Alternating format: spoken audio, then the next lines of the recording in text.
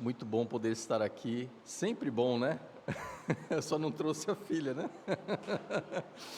Muito bem.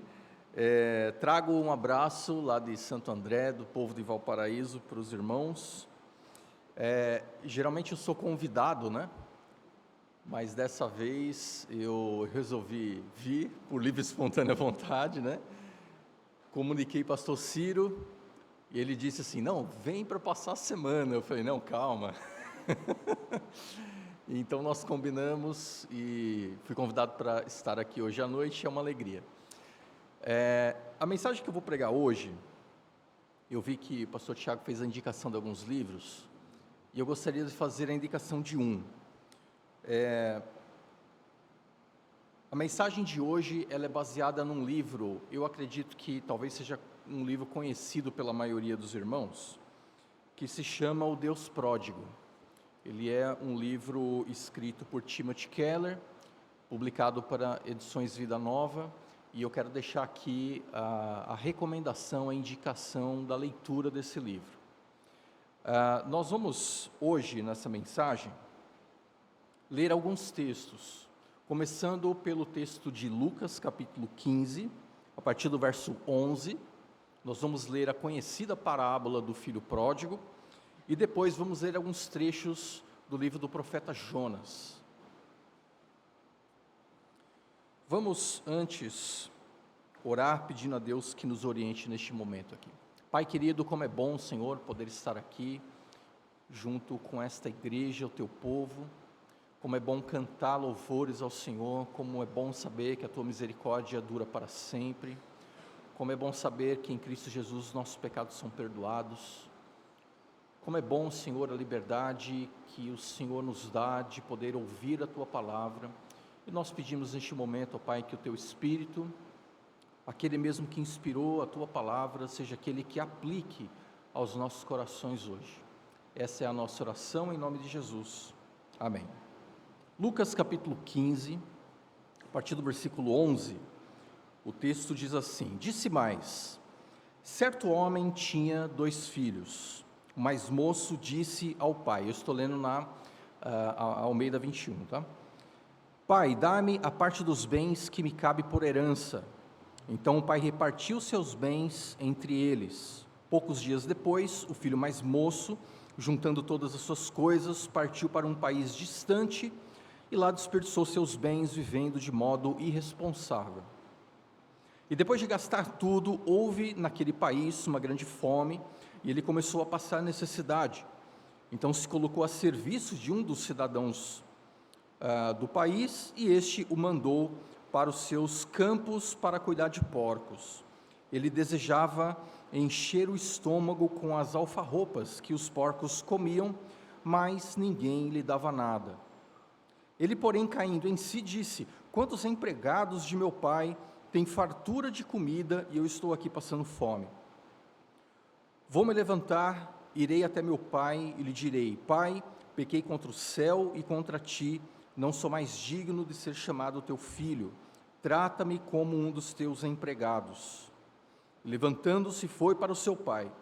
Estando ele ainda de longe, seu pai o viu, encheu-se de compaixão e, correndo, lançou-se ao seu pescoço e o beijou. E o filho lhe disse: Pai, pequei contra o céu e contra ti, não sou digno de ser chamado teu filho. Mas o pai disse aos seus servos: Trazei-me depressa a melhor roupa e vestiu. Ponde-lhe um anel no dedo e sandália nos pés. Trazei-me também o melhor bezerro e matai-o. Comamos e nos alegremo-nos, porque este meu filho estava morto e reviveu, havia se perdido e foi achado, e começaram a se alegrar. O filho mais velho estava no campo, e quando voltou, ao aproximar-se de casa, ouviu a música e as danças. E chamando um dos servos, perguntou-lhe o que era aquilo. Este lhe respondeu: teu irmão voltou, teu pai matou o melhor bezerro, pois o recebeu são e salvo. Mas ele se indignou e não quis entrar. Então o pai saiu e insistiu com ele. Ele, porém, respondeu ao pai: há tantos anos te sirvo e nunca desobedeci a uma ordem tua. Mesmo assim, nunca me deste um cabrito, para eu me alegrar com os meus amigos. Chegando, porém, este teu filho, que desperdiçou os teus bens com prostitutas, mataste para ele o melhor bezerro. Mas o pai lhe disse: filho, tu sempre estás comigo, e tudo que é meu é teu. Mas era justo festejarmos e nos alegrarmos, pois o teu irmão estava morto e reviveu, havia se perdido e foi achado. Livro do profeta Jonas, capítulo 1. Farei a leitura dos versos 1 a 3. A palavra do Senhor veio a Jonas, filho de Amitai: vai agora à grande cidade de Nínive e prega contra ela, porque a sua maldade subiu até mim. Jonas, porém, fugiu da presença do Senhor na direção de Tarsis. Descendo para Jope, achou um navio que ia para Tarsis, pagou a passagem e embarcou nele a fim de ir para Tarsis, fugindo da presença do Senhor. E por último, capítulo 4 ainda de Jonas, versos 1 e 2. Jonas, porém, ficou extremamente contrariado e furioso. Então orou ao Senhor e disse: ah, Senhor, não foi isso que eu disse quando ainda estava na minha terra? Por isso é que fugi para Tarsis, porque sabia que és Deus compassivo e misericordioso, paciente e cheio de amor, e que te arrependes do mal. Meus irmãos, essas duas histórias são duas histórias muito conhecidas, não é? Nós aprendemos, para quem tem uma vida na igreja, pode dizer que a gente aprende desde criança essas duas histórias. Mas essas histórias, elas têm uma relação, uma similaridade.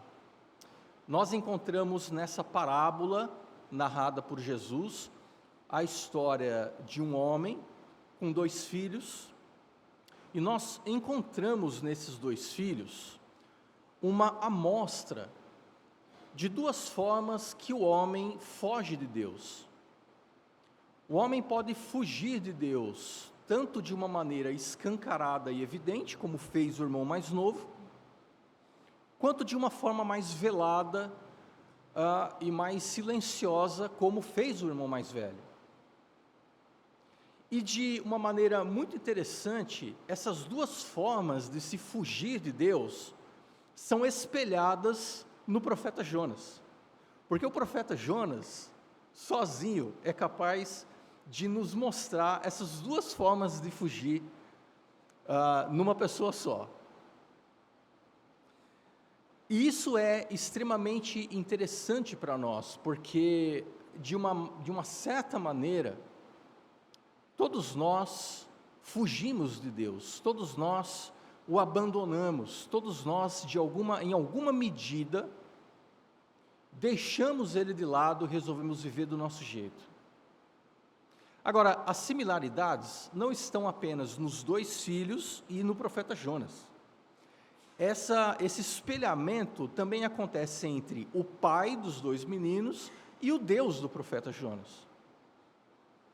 Eu quero explicar melhor isso no decorrer desta mensagem, mas eu quero dizer aos irmãos que nós todos devemos aprender com essas 2 histórias a não fugir de Deus, a entender que Deus tem uma graça abundante, um amor extravagante à nossa disposição. Ele não recusa nem o profeta fujão, nem o profeta que reclama, assim como ele também não despreza aquele filho, como o filho pródigo, que abandona tudo e resolve viver do seu jeito, ou aquele que sempre está na sua presença, na sua casa, sendo aparentemente um filho obediente, mas que também tem o coração frio, insensível e distante do pai. Vamos olhar primeiro essa semelhança que existe entre o filho mais novo e o profeta Jonas. Vamos começar olhando o profeta Jonas. Aqui em Jonas capítulo 1, nós percebemos logo no início do livro que a palavra de Deus vem a Jonas, filho de Amitai, e de uma forma muito clara objetiva, sem nenhum mistério, sem que haja nenhuma dúvida, Deus diz: Jonas, eu quero que você vá a Nínive e pregue contra ela, porque a sua maldade subiu até mim. Jonas conhecia muito bem a Deus. Aliás, essa fuga de Jonas é explicada, a razão dessa fuga de Jonas nos é explicada no capítulo 4, texto que eu também li aqui. Lá no capítulo 4, no versículo 2, na segunda metade, na parte final do versículo, ele vai dizer: por isso é que fugi depressa para Tarsis, pois sabia que és Deus compassivo, misericordioso, paciente, cheio de amor, e que te arrependes do mal. Então, o entendimento que Jonas tinha de Deus, que é um entendimento correto a respeito de Deus, levou Jonas a fugir de Deus. Veja você, nem sempre o entendimento correto a respeito de Deus é um sinal de que vamos ser obedientes a Ele. Jonas, então, ele entende, ele põe na balança o conhecimento que ele tem de Deus e se valia a pena ou não ir até Nínive e pregar. Entre o conhecimento de Deus e o obedecer a este Deus que ele conhecia, ele entende que ele ia levar a prejuízo se obedecesse, de forma então que ele entende que viver a vida da sua maneira é a melhor opção. O que ele faz então? Versículo 3 diz que ele então foge da presença do Senhor, e ele vai para o sentido oposto daquele que Deus tinha determinado. O final do versículo 3 diz que ele foge da presença do Senhor. O fugir da presença do Senhor aparece 2 vezes no mesmo versículo. E veja que interessante, Jonas nos mostra uma tendência que todos nós temos de viver uma vida à parte de Deus, de viver aquilo que nós chamamos de liberdade, uma espécie de autonomia, completamente distante de Deus. Na cabeça de Jonas, ter que escolher entre a ordem clara, objetiva e direta dada por Deus, e o seu plano de fugir para Tarsis era uma opção melhor. Jonas entende que o seu caminho é um caminho superior ao de Deus, é um caminho melhor do que Deus. Quando nós olhamos essa postura de Jonas e olhamos para o filho mais novo da parábola de Jesus, nós vamos encontrar um jovem que se dirige ao seu pai, um jovem que, por ter sido criado ao lado do seu pai, também conhecia o seu pai, também conhecia o amor do seu pai, também sabia que lá na casa do seu pai, e essa foi a sua conclusão quando ele estava lá desejando comer a comida dos porcos, ele diz: olha, na casa do meu pai até os servos têm abundância de comida. Ele sabia de todos os benefícios que existiam na casa do pai. Ainda assim, ele pede a parte da herança que lhe pertence, o que é uma ofensa, porque o pai ainda estava vivo, e herança geralmente se recebe depois que os pais morrem, mas com o pai ainda vivo, ele pede a parte da fazenda que lhe pertencia, a parte da herança que era dele por direito, e vai para uma terra distante. Então veja, é totalmente possível ter um conhecimento de Deus, um conhecimento correto de Deus, e ainda assim desobedecer a Deus e fugir para longe da presença de Deus. O que nós encontramos aqui nesses dois personagens é uma tentativa de autonomia, é uma tentativa de dizer: os planos de Deus não são superiores aos meus, eu sei o que eu estou fazendo, eu vivo bem quando eu tenho o controle da minha vida, quando as coisas são dirigidas de acordo com a minha vontade e não a vontade de Deus.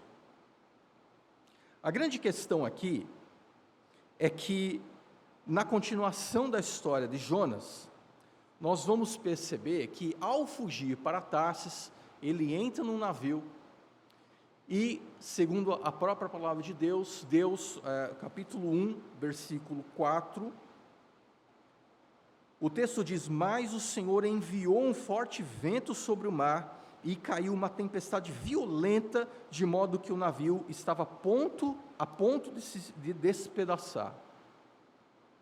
Não há ninguém que fuja da presença de Deus, que desobedeça uma ordem direta de Deus, que consiga viver em paz.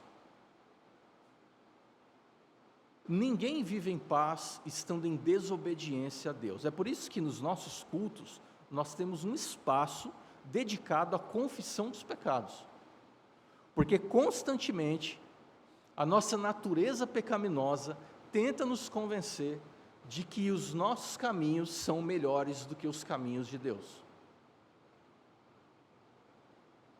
Deus então se encarrega de mandar uma tempestade para o profeta Jonas. E é muito curioso olhar para o livro de Jonas, porque nós vamos perceber que tudo no livro de Jonas obedece a Deus. Os marinheiros que não tinham conhecimento de Deus, eles têm um respeito profundo por esse Deus de Jonas. O peixe que Deus envia para engolir Jonas obedece a Jonas. Mais adiante na história, aquela árvore que cresce rapidamente e faz sombra para Jonas também obedece a Jonas. O verme que depois vai lá e mata a planta também obedece a Deus. Mas o homem de Deus não obedece a Deus, porque na cabeça do homem de Deus, desse homem de Deus, o seu plano é melhor do que o plano de Deus. É possível que a consciência, o entendimento da soberania de Deus, da misericórdia de Deus, do perdão de Deus, te leve a desobedecer a Deus, te leve a entender que o teu caminho é melhor do que o dele. Deus então envia uma tempestade. Essa tempestade é uma tempestade pedagógica, porque o objetivo dessa tempestade é moer o profeta, é levá-lo às profundezas dos mares, a ponto de levar o profeta a reconhecer a sua incapacidade, a fragilidade dos seus planos, o quão fracassados nossos planos são. E o ápice dessa história, ou pelo menos dessa primeira parte do livro, é levar por meio da tempestade o profeta a reconhecer o que está aqui no final do versículo 9 do capítulo 2, quando dentro do peixe o profeta faz uma oração, e já no final dessa oração ele diz no verso 9: mas eu te oferecerei sacrifício com voz de ação de graças, pagarei o meu voto. E aí ele reconhece dizendo: a salvação pertence ao Senhor. A salvação não é fruto de nenhum plano que eu desenvolvo. A salvação do homem não é fruto de um esforço que ele venha a produzir. A salvação é apenas fruto da ação de Deus em nós. A salvação pertence apenas ao nosso Deus. E o homem que foge da presença de Deus por achar ou por desejar autonomia, ele é engolido por essa tempestade de Deus, até o ponto de reconhecer que a salvação pertence ao Senhor. No momento em que ele reconhece, arrependido, que a salvação pertence ao Senhor, Deus dá ordem ao peixe, o peixe leva ele de volta a uma praia, e ele é então jogado, vomitado naquele lugar. Algo muito semelhante acontece com o filho mais novo, porque o filho mais novo também acredita que, uma vez em posse da metade da herança que lhe pertencia, ele, enfim, poderia viver uma vida melhor do que aquela que o pai estava oferecendo. A questão é que em Lucas, capítulo 15, no texto que nós lemos, versículo 14, diz que depois dele ter gastado tudo, houve naquele país uma grande fome, de modo que ele começou a passar necessidade. A mesma tempestade que Deus mandou para o profeta Jonas, ele envia, de uma maneira diferente agora, ao filho mais novo. E aqui a gente conclui que todo aquele que deliberadamente resolve fugir de Deus, encontrará algum tipo de tempestade. Por isso, meu irmão, não tente fugir de Deus. A ação mais inteligente que você, cristão, pode tomar é obedecer a Deus. Não fuja da presença de Deus, não queira ter controle sobre a sua vida, não chegue à conclusão que qualquer tipo de raciocínio, de esforço, de tentativa de viver uma vida à sua maneira, pode ser de algum modo melhor do que o que Deus estabeleceu para você. Deus então manda essa fome para aquela terra, o filho passa necessidade, se encontra ali numa situação extremamente difícil, desejando comer a comida dos porcos, até o momento em que ele percebe que a salvação vem do Senhor. Na medida em que ele olha para o pai, lembra de que os servos tinham abundância de comida, de que na presença do pai ele tinha abundância de tudo, ele então resolve, arrependido, voltar para o pai. Essa primeira similaridade, esse primeiro espelhamento entre Jonas e o filho mais novo, nos é muito importante, porque no mundo hoje, nós encontramos uma tentativa da própria cultura em que nós estamos inseridos, de nos convencer de que a autonomia, essa liberdade de viver distante de Deus e da nossa maneira, é de alguma forma o caminho que nos trará segurança, alegria, conforto, satisfação. Mas, para qualquer um que decide viver desse jeito, eu digo, a palavra de Deus diz, você encontrará tempestade. Uma tempestade pedagógica que tem como objetivo trazer você de volta, se você de fato for de Cristo Jesus. Por isso, se você está neste momento, de alguma maneira, tentando viver do seu modo, tentando viver a sua liberdade, e tentando de alguma maneira fugir de Deus, fugir da presença dEle, o conselho que a palavra de Deus nos dá é: arrependa-se, pare de fugir, volte para o Pai, porque nele há abundância, porque Ele é o nosso pastor e nele nada nos falta.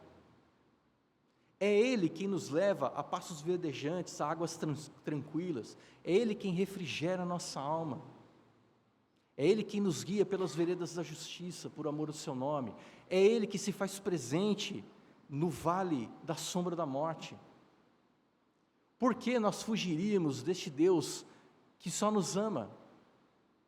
Por qual razão nós nos distanciaríamos deste Deus rico em amor, rico em misericórdia, rico em graça? Agora, o espelhamento não acontece só entre Jonas e o filho mais novo, acontece também entre Jonas e o filho mais velho. Veja que no capítulo 4 de Jonas, no capítulo 3, vamos dar um passo para trás. O peixe deixa Jonas, então, na terra seca. A partir do capítulo 3, então, do profeta Jonas, a mesma palavra do Senhor vem ao profeta Jonas, pela segunda vez, dizendo que ele devia ir a Nínive pregar contra aquela cidade. Então, no capítulo 3, versículo 3, olha que postura diferente. O profeta agora está arrependido de fugir de Deus. Ele agora tem uma postura totalmente diferente. Ele então diz, 3:3, diz assim: Jonas foi imediatamente para Nínive. Opa, nós temos agora um profeta que obedece rapidamente a Deus. Segundo a palavra do Senhor, Nínive era uma cidade grande que se levava 3 dias para percorrê-la. Jonas começou a percorrer a cidade por um dia, clamando: Nínive será destruída daqui a 40 dias. Então, olha, nós temos agora um profeta que não foge. Pelo menos não foge como fugiu da primeira vez. Ele agora está obedecendo a palavra do Senhor. Ele vai imediatamente até Nínive, prega contra ela, exatamente da forma como Deus havia determinado. Só que a história nos diz que os ninivitas, que eram grandes pecadores, se arrependem.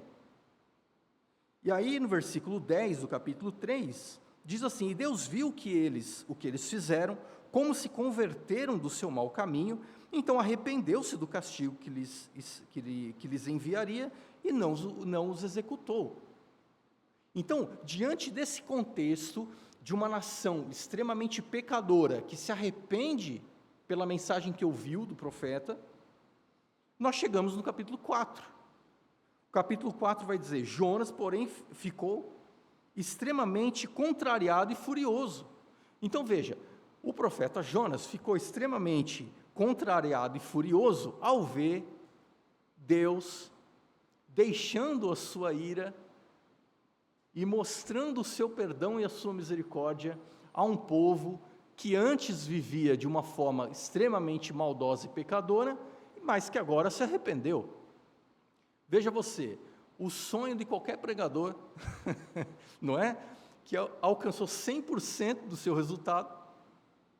Ele pregou e todo o povo de Nínive se arrependeu. É o sonho de qualquer pregador.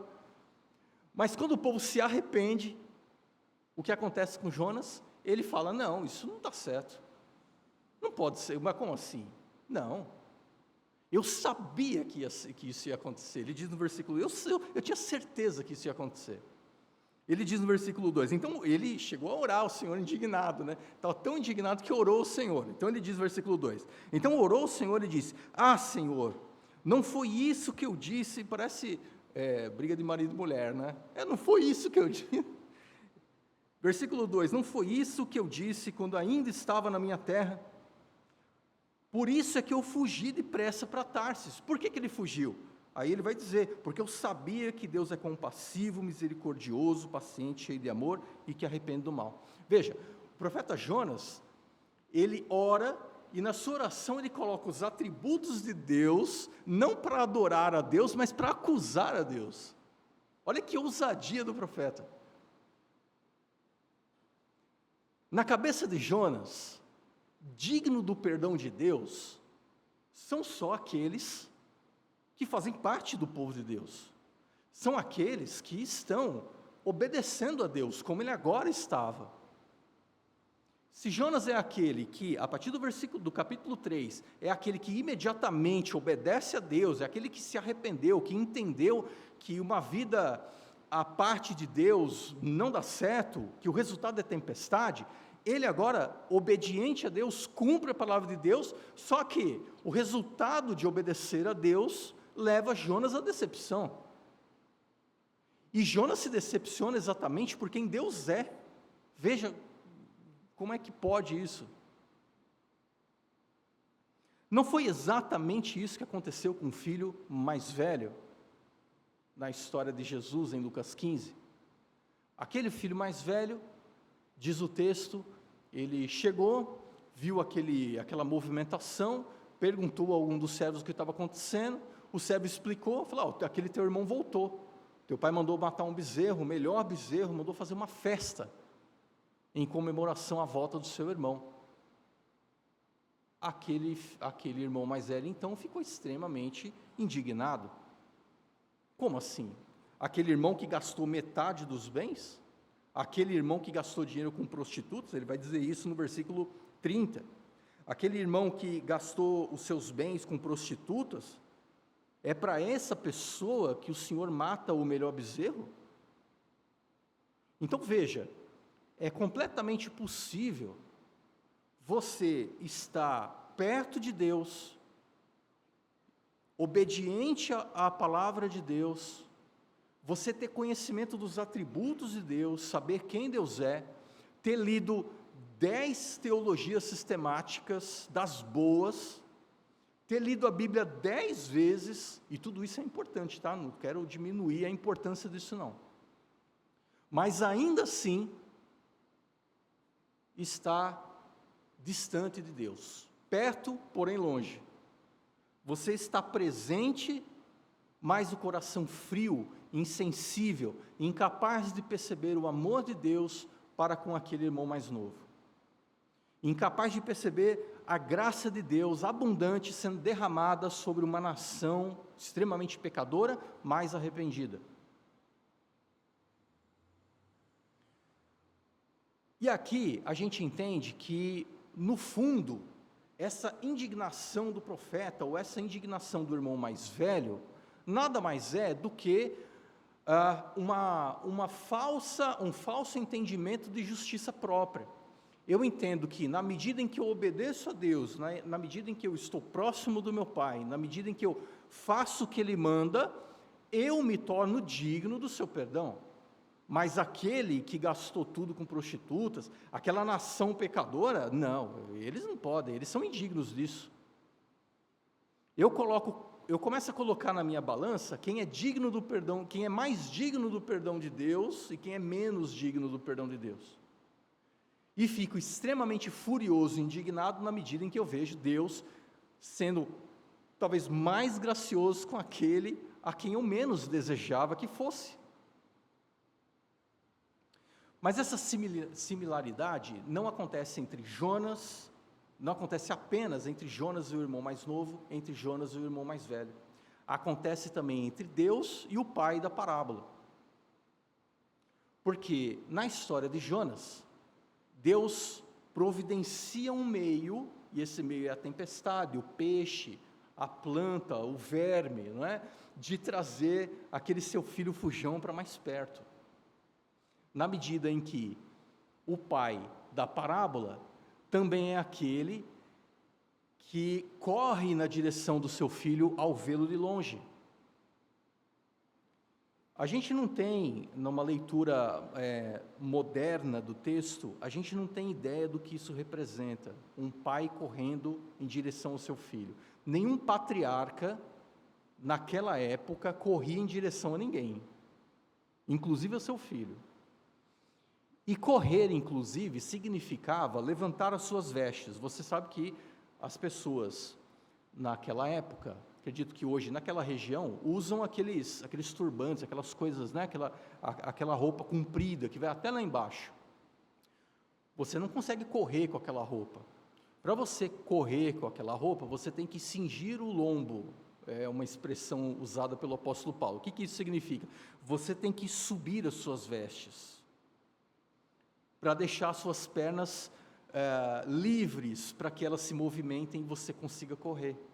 Essa exposição das pernas é um gesto extremamente humilhante para qualquer pessoa, especialmente para um patriarca. O patriarca não faria isso.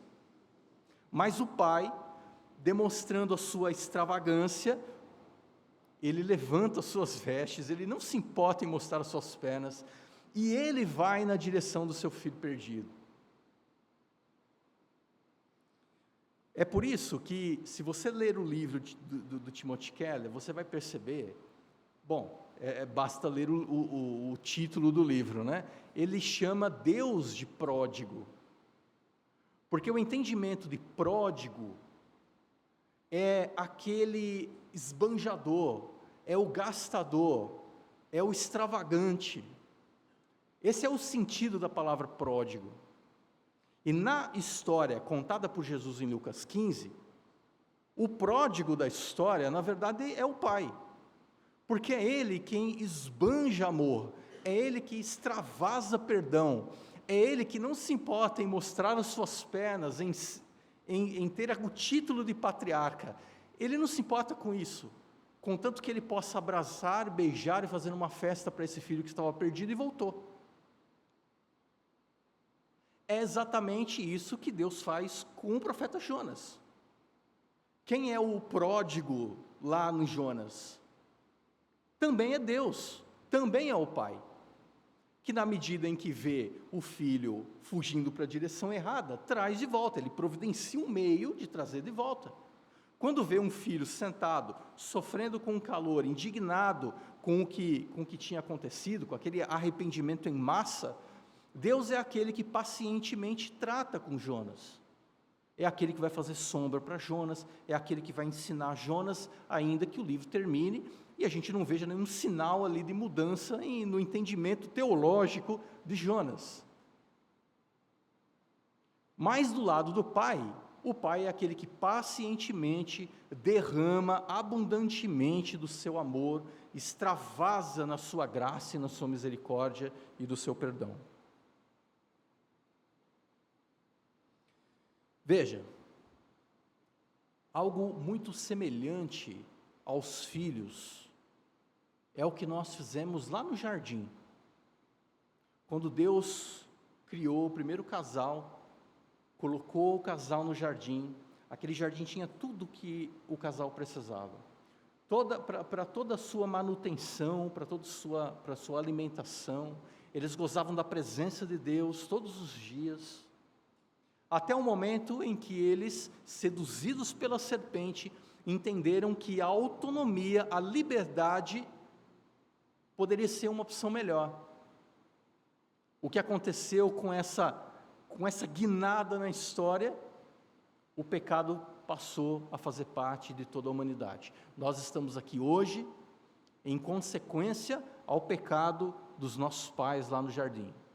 Porque em algum momento eles lá entenderam que poderiam viver uma vida melhor do que aquela que Deus tinha oferecido no jardim.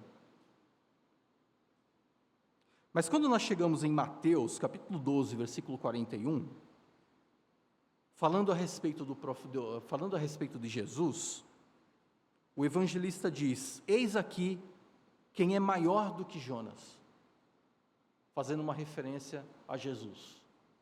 Se por um lado nós temos um profeta que, engolido pelo peixe, foi até as profundezas do mar, de alguma maneira tipificando o Cristo Jesus, e ele foi às profundezas do mar, em consequência à sua desobediência, nós encontramos Jesus, que também sofreu a morte, foi às profundezas da terra, por um ato de obediência. O que Jesus fez foi o que Jonas foi incapaz de fazer. O que Jesus fez foi algo que não só Jonas, mas ninguém na história foi capaz de fazer. Pela obediência de Jesus, Deus o matou, e a cruz de Jesus é a resposta para esse amor extravagante, essa misericórdia da qual nós não somos dignos, essa graça que superabunda o pecado, não é uma graça barata. Deus não oferece perdão simplesmente de uma forma gratuita e leve e sem preço algum. O perdão de Deus chega de graça para nós, mas foi pago um alto preço na pessoa de Cristo Jesus. A morte de Cristo Jesus na cruz satisfez a exigência da lei, e agora Ele pode extravasar no seu perdão, extravasar na sua graça, uma vez que agora a justiça foi satisfeita. As exigências da lei foram satisfeitas. E agora, Deus não é só justo, mas justificador de todos aqueles que professam fé em Jesus Cristo. Por isso, eu termino essa mensagem fazendo você avaliar a vida que você tem vivido.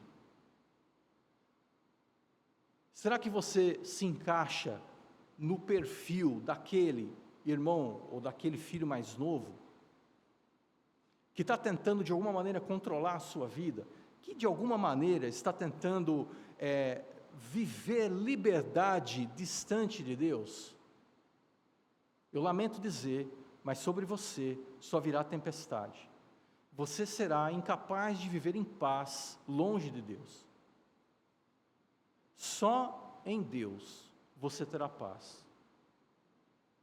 Para que isso aconteça, Primeiro é preciso que você se arrependa da vida que você tem vivido e entenda que a salvação vem somente do Senhor, na pessoa de Cristo Jesus. Agora, você também pode ser,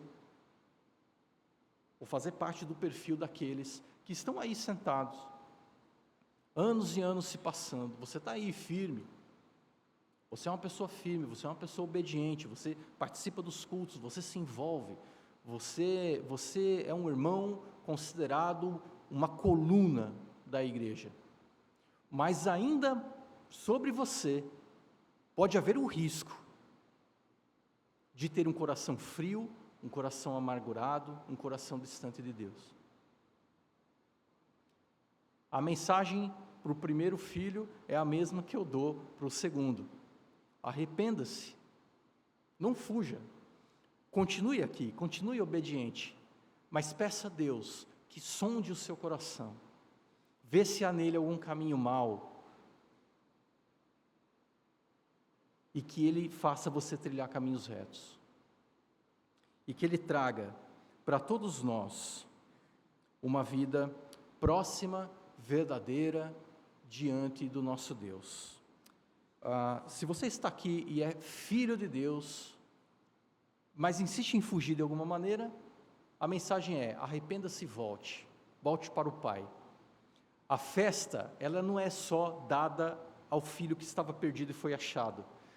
O filho moralista, ele também é convidado para a festa. Agora, se você está aqui, não conhece Jesus Cristo, se você está aqui e não tem uma ideia do que a obra dele na cruz resultou, eu digo para você, quem devia estar cravado naquela cruz era você. Quem devia estar cravado naquela cruz era eu. Todos nós. Porque estávamos separados de Deus, estávamos debaixo da ira de Deus. Todos nós, de algum modo, estamos fugindo de Deus. Mas Deus prova o seu amor para conosco, em que manda Jesus Cristo morrer por nós, sendo nós ainda pecadores. Ele dá o primeiro passo, Ele toma a iniciativa.